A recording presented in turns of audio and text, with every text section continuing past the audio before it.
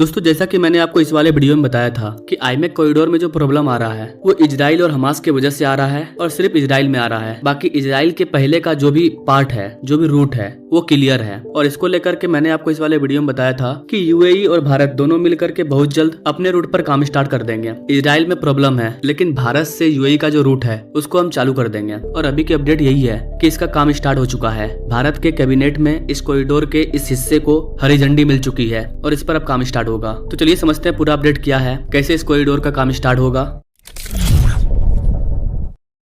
Guys जैसा कि आप सभी जानते हैं G20 के दौरान आईमेक कॉरिडोर का प्रपोजल लाया गया था, लेकिन इस पर काम स्टार्ट होता इससे पहले इजराइल और हमास के बीच में वॉर स्टार्ट हो गया, जिसके बाद ये कॉरिडोर दब गया। लेकिन जब रिसेंटली हमारे प्राइम मिनिस्टर मोदी यूएई दौरे पर पहुंचे एक मंदिर के उद्घाटन में, तो उस दौरान यूएई और भारत के बीच में एक एग्रीमेंट किया गया कि आईमेक कॉरिडोर का जो पहला फेज है वो भारत के मुंबई या गुजरात से होते हुए यूएई तक आएगा। तो क्यों न इस फेज के काम को स्टार्ट कर दिया जाए।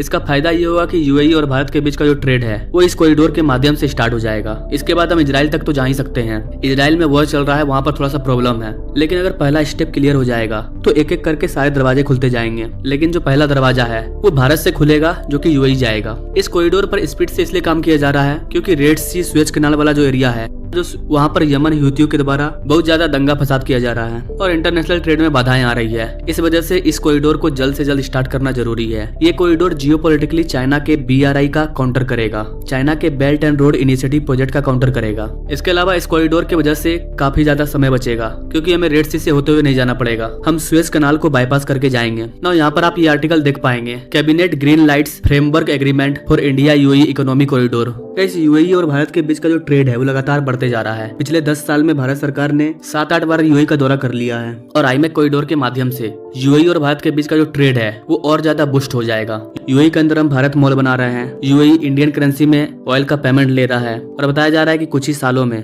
यूएई और भारत के बीच का जो ट्रेड है वो $115 बिलियन को पार कर जाएगा। गाइस ये जो आईमेक कॉरिडोर है इसमें दो पार्ट हैं, एक है ईस्ट कॉरिडोर और एक है northern corridor. East corridor India को गल्फ से कनेक्ट करेगा और जो नॉर्दर्न कॉरिडोर है वो गल्फ को यूरोप से कनेक्ट करेगा।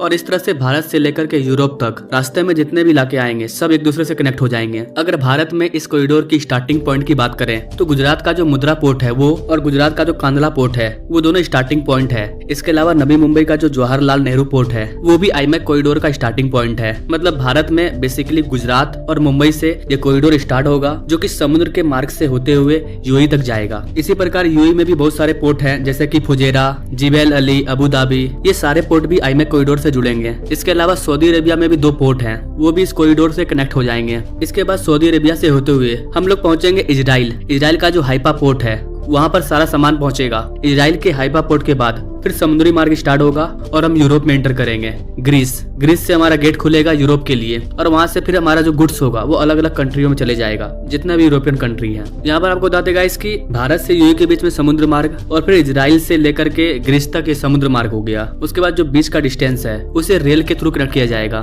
जो भी सऊदी अरेबिया में रेल पहले से बना हुआ है उस पर ही इसे स्टार्ट कर दिया जाएगा। तो कहने का मतलब है कि आईमेक कॉरिडोर पहले से ही बना बनाया है, बस हमें एक दूसरे देश के साथ बातचीत करके आईमेक कॉरिडोर को स्टार्ट करने की देरी है। तो इस पूरे आईमेक कॉरिडोर का जो पहला फेज है वो है इंडिया से यूएई तक का और इसे ही हरी झंडी मिल चुकी है। अब तक भारत और यूरोप के बीच में जो भी ट्रेड होता था वो सुएज कैनाल के जरिए होता था, जिसका कॉस्ट भी ज्यादा आता था, समय भी काफी ज्यादा लगता था, करीबन 15 से 20 दिन का समय लग जाता था। लेकिन जब आईमेक कॉरिडोर स्टार्ट हो जाएगा तो हम 10 दिन के अंदर यूरोप पहुंच जाएंगे और जैसे ही कनेक्टिविटी बढ़ेगी चाइना का belt and road initiative project अपने आप ध्वस्त हो जाएगा। आईमेक कॉरिडोर में प्रॉब्लम है तो सिर्फ इजराइल को लेकर के, क्योंकि इजराइल हमास वॉर हो रहा है जिसकी वजह से सऊदी अरेबिया भी इजराइल का साथ देना नहीं चाहता है। तो सऊदी अरेबिया एक बड़ा रूट है, अगर वो आनाकानी करता है तो फिर आईमेक कॉरिडोर रुक जाएगा। लेकिन यूएई और भारत के बीच में तो ट्रेड स्टार्ट हो चुका है। एक चैलेंज ये भी है कि आईमेक कॉरिडोर ग्रीस में जिस पोर्ट में एंटर करेगा उस पोर्ट का चार्जिंग कमांड चाइना के पास है, तो ये भी एक इशू है। गाइस ये जो प्रोजेक्ट है ये काफी बड़ा है तो प्रॉब्लम तो होगी ही, लेकिन इसमें कई देश शामिल है। अगर ये प्रॉब्लम सॉल्व हो जाता है तो ये पूरे दुनिया का सबसे बड़ा कॉरिडोर होने वाला है। और भारत को यूरोप से कनेक्ट करने के लिए बहुत सारे मार्ग हैं, हमारे पास बहुत सारे ऑप्शन है, रसिया वाला ऑप्शन है,